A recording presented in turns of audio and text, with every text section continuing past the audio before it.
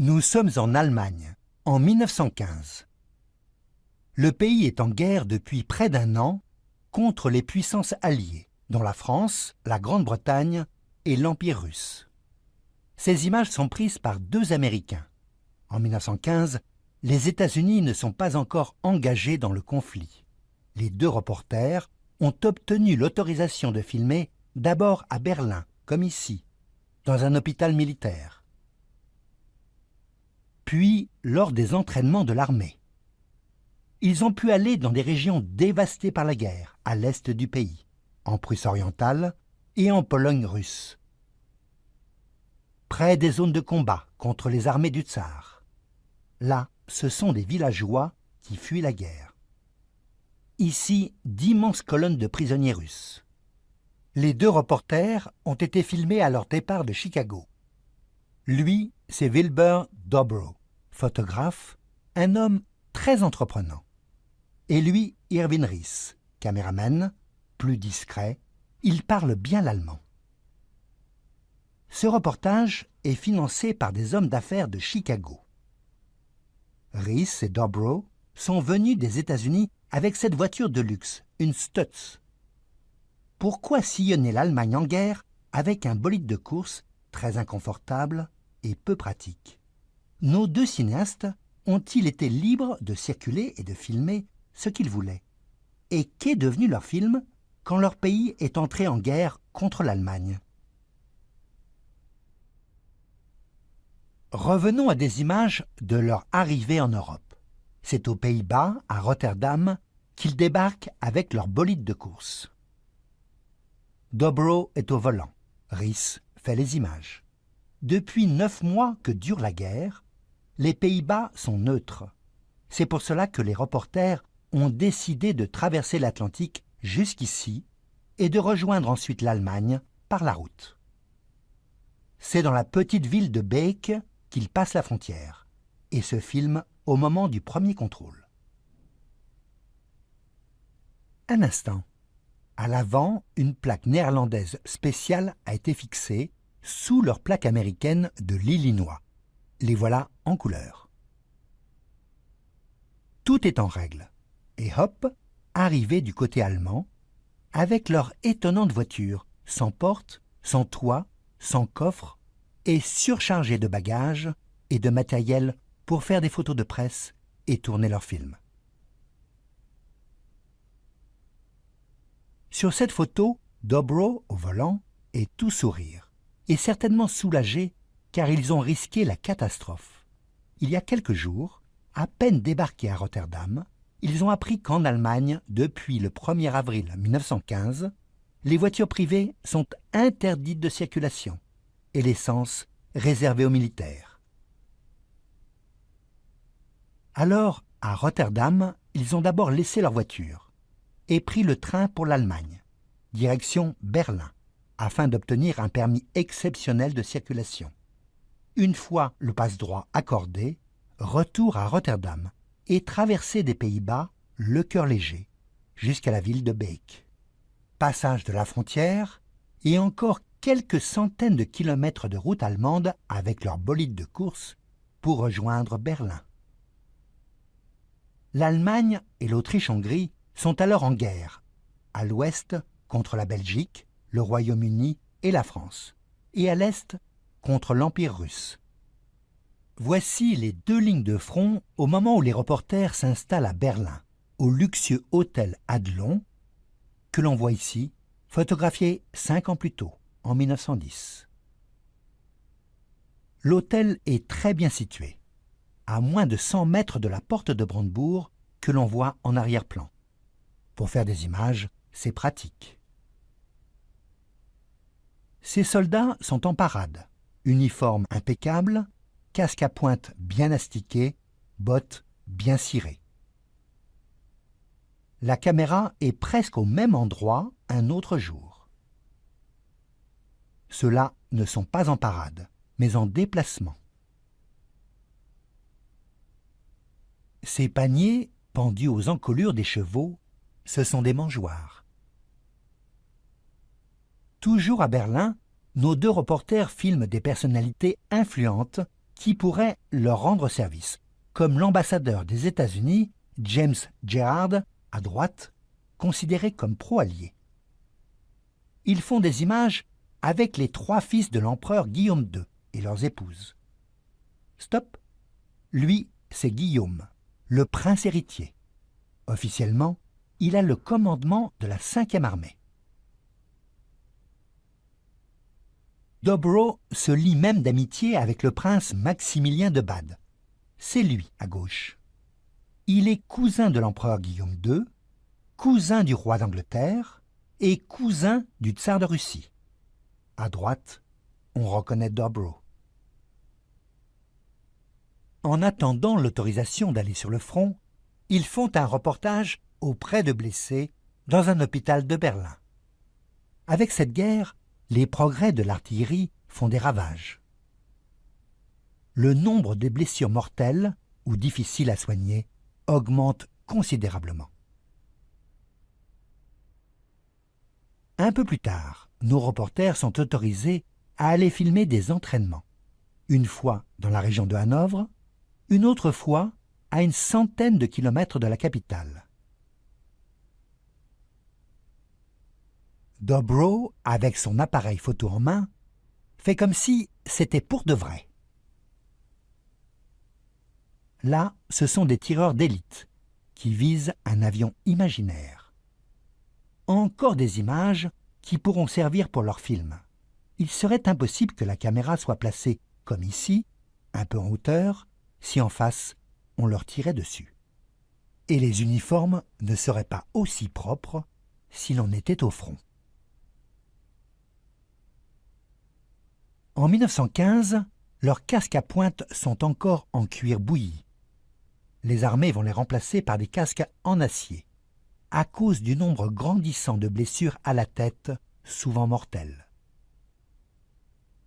Avec des images comme celle-ci, nos 2 cinéastes vont faire croire au public que c'est avec leur bolide de course qu'ils ont approché les combattants au plus près de la ligne de front. Encore une sortie de Berlin, cette fois pour la visite d'un camp de prisonniers installé à moins de 10 km de la capitale. En juin 1915, on compte déjà 850 000 prisonniers dans les camps en Allemagne. Plus de la moitié sont russes, les autres, surtout français, belges et britanniques. Eux, ils sont français. Revoyons ces images. Pourquoi des sourires? Peut-être de la gêne devant la caméra. Et puis, on ne sait jamais, peut-être qu'un jour, quelqu'un les reconnaîtra en voyant les images. Encore des Français. Cette visite est organisée par les autorités allemandes pour faire croire que les conditions de détention des prisonniers sont bonnes. Petit retour en arrière. Là, la Gazette des Ardennes. C'est un journal en français de la propagande allemande. Il est aussi distribué dans les territoires occupés et paraît 2 fois par semaine. Un bon moyen de faire circuler des rumeurs ou de fausses informations. Eux, ils sont britanniques. Encore des sourires et les gamelles ont l'air bien pleines. C'est pour l'image. L'ambassadeur américain a fait part de plaintes venant de plusieurs camps. Pas assez à manger, pas possible de se laver. Eux, ce sont des prisonniers russes. Il n'y a pas d'officiers dans le camp de Dobritz, seulement des hommes de troupe. Ils servent de main-d'œuvre pour remplacer les Allemands envoyés au front.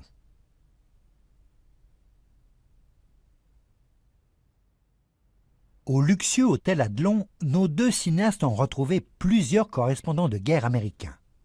Ils ont été envoyés pour témoigner de cette guerre du point de vue allemand, et plusieurs parlent l'allemand. Sur cette photo, probablement prise par Riss, Dobro est bien au centre de l'image. À gauche, là, ce sont 3 journalistes, venus eux aussi de Chicago. Celui qui est devant s'appelle Oswald Schwett. Il est à Berlin depuis 6 mois. Comme lui, tous portent une sorte d'uniforme. c'est l'armée allemande qui leur impose cette tenue pour aller en zone de guerre. Ils sont aujourd'hui sur le départ. Le 16 juin 1915, c'est de Berlin qu'ils sont emmenés en voiture vers le front Est. Depuis le mois d'avril, la ligne de front a été repoussée. Des territoires ont encore été repris aux Russes. Et dans ces villes, Rhys et Dobrow vont être autorisés à faire des images. Direction la région du Nord-Est, la Prusse orientale. Sans permis spécial, la région que l'on traverse est inaccessible, impossible d'y aller. Le groupe de journalistes se déplace en convoi, encadré par l'armée allemande. Rhys parvient à prendre quelques images en roulant. Stop, sur le capot à l'avant, le 8 en chiffres romains indique que ces officiers sont de la 8e armée. C'était celle du général von Hindenburg lors de la bataille de Tannenberg qui a arrêté l'avance russe.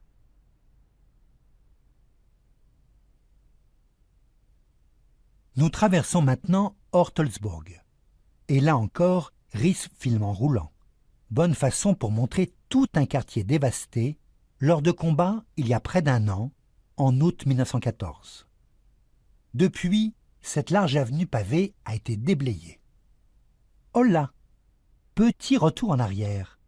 Dans cette voiture, il y a un autre caméraman. On aperçoit son trépied. Comme Rhys, il filme en tournant la manivelle. Au bord de l'avenue, il y a des tas de briques bien empilées. Elles vont servir à reconstruire les maisons. La ville d'Ortelsburg a l'avantage d'être un centre important de production de briques. Ces images sont prises dans une autre ville de la seule région d'Allemagne envahie par les Russes, puis reprises. Les autorités ont évidemment choisi de montrer aux reporters des quartiers qui ont souffert.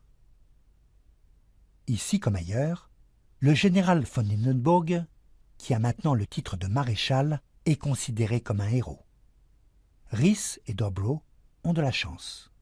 Ils vont pouvoir le filmer quelques instants, un soir, à la sortie de son quartier général de la petite ville de Lutzen. Un peu d'attente et le héros apparaît.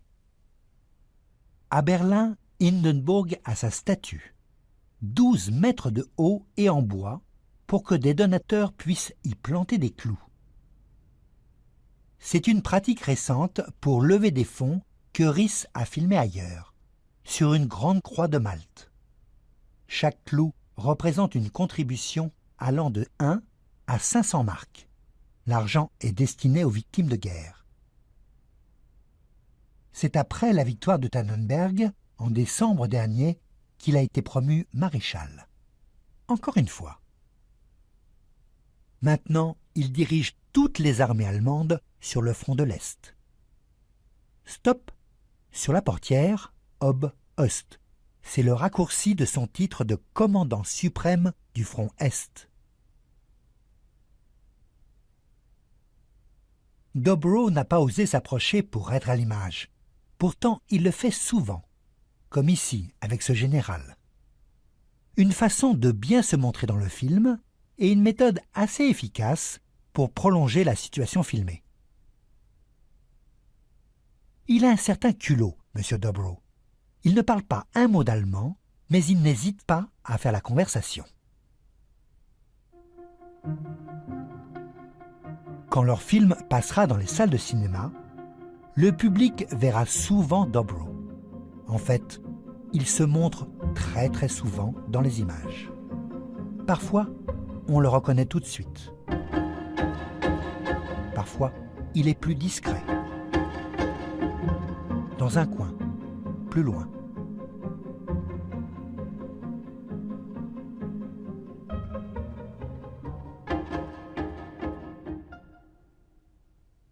Revenons au reportage. Un campement de soldats en route vers le front.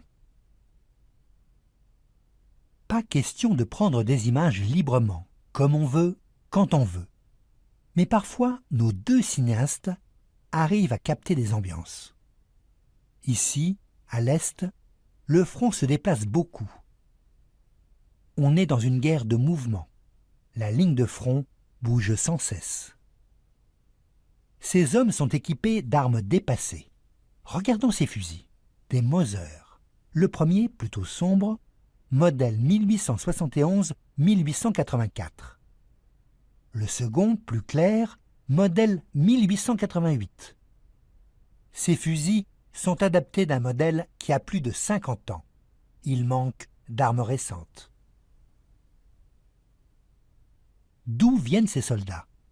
Sur leur casque, on lit R-203. Le régiment 203 vient de Berlin. Et R indique que ce sont des soldats de réserve. Depuis le début de la guerre, on fait appel à la réserve. Ailleurs, avec une compagnie de motocyclistes. Et des officiers qui montrent bien à la caméra qu'ils sont les chefs. Et c'est parti.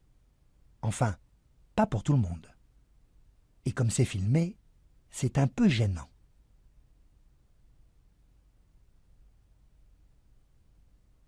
Une halte en chemin. Les distances sont grandes. Derrière les officiers, les hommes portent des pantalons blancs, alors que depuis 5 ans, le règlement voudrait qu'ils soient gris. Là encore, il y a pénurie. On aperçoit la voiture de nos reporters et Dobro va, comme il sait si bien le faire, discuter avec les officiers. Les mêmes hommes, en pantalon blanc, reprennent leur marche.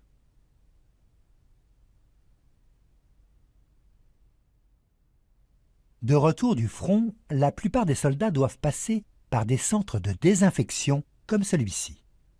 On craint qu'il n'ait des poux. Depuis quelques années, on sait que le typhus, qui est très contagieux, se transmet par les poux. Revoyons ça. C'est une petite mise en scène, probablement organisée avec les autorités militaires. À droite, le personnel en blanc est bien au garde à vous. À côté d'eux, un officier. Les soldats regardent tous devant eux, marchent bien au même pas et à même distance les uns des autres.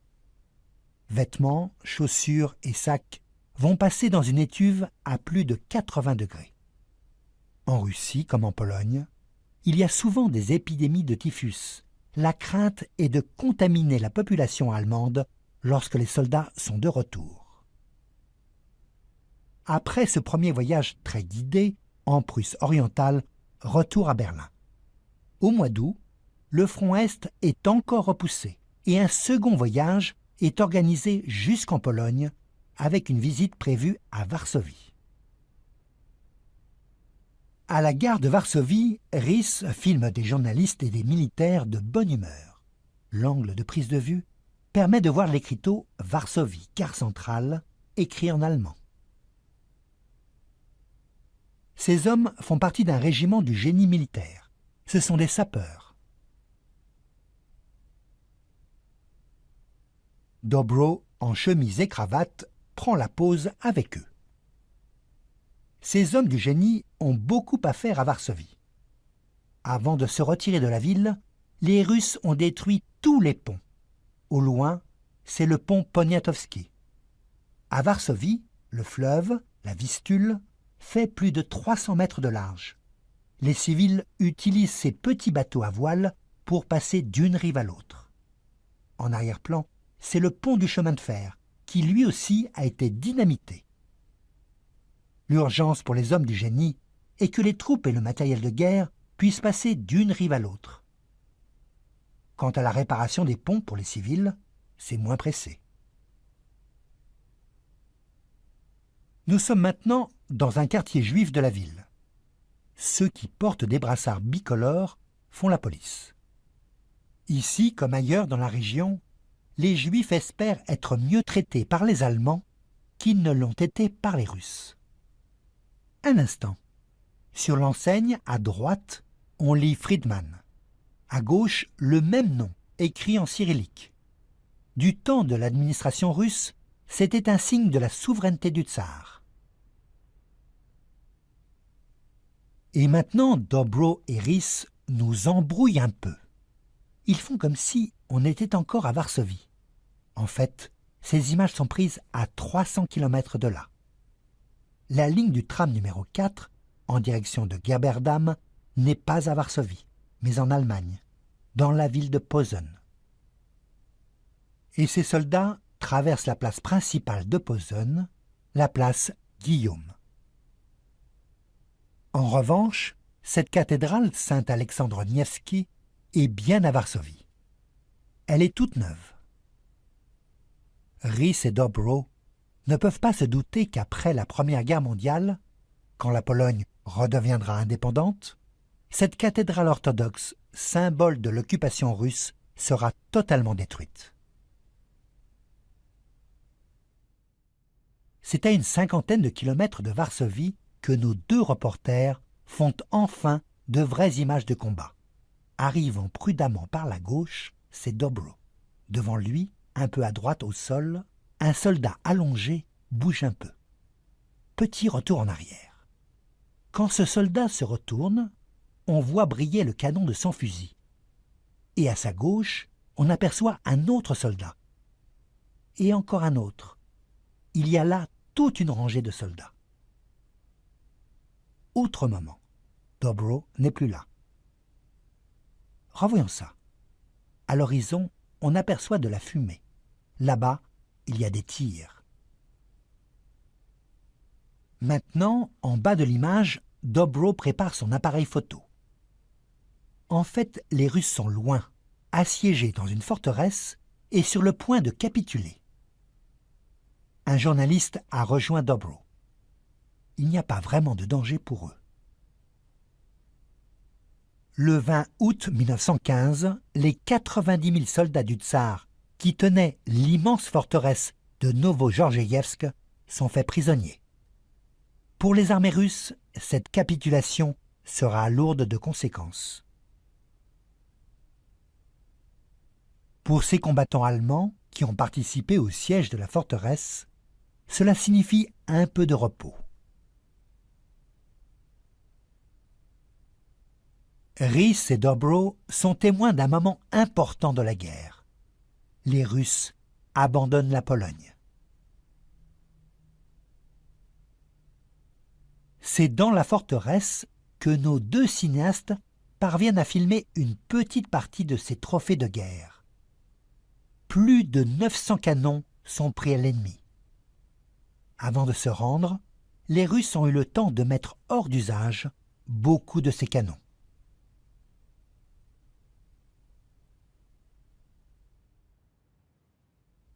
C'est aussi en Pologne qu'ils font ces images de civils qui fuient les zones de combat. Depuis un an, la ligne de front s'est considérablement déplacée. Beaucoup de villages ont été saccagés, incendiés. Ils ont aussi souffert des pillages de récoltes et de bétail. Cette fois, Dobro ne se montre pas. Et il choisira ces images pour composer la séquence finale de son film. Bientôt, les deux reporters vont rentrer à Berlin et préparer leur retour aux États-Unis, prévu fin septembre 1915. Mais ils sont loin de se douter que la censure allemande va interdire presque tout ce qu'ils ont filmé depuis 6 mois. Dobro racontera que son ami, le prince Max de Bade, filmé au début de leur séjour, stop, on le reconnaît à gauche, a tout arrangé. Grâce à lui, ce sont les 3/4 de leurs images qu'ils vont rapporter à Chicago pour en faire un film de près de 2 heures.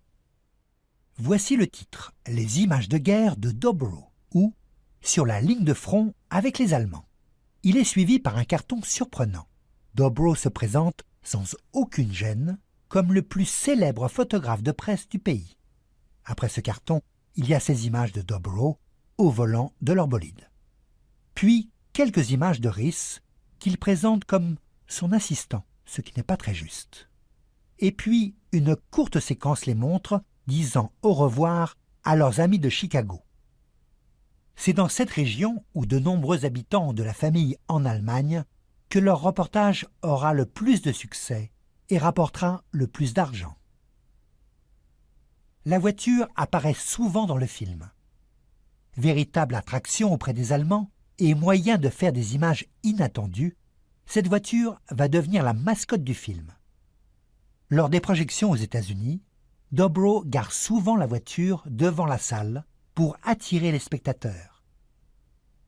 En 1917, quand les États-Unis vont entrer en guerre contre l'Allemagne, le film sera retiré des écrans et tombera dans l'oubli.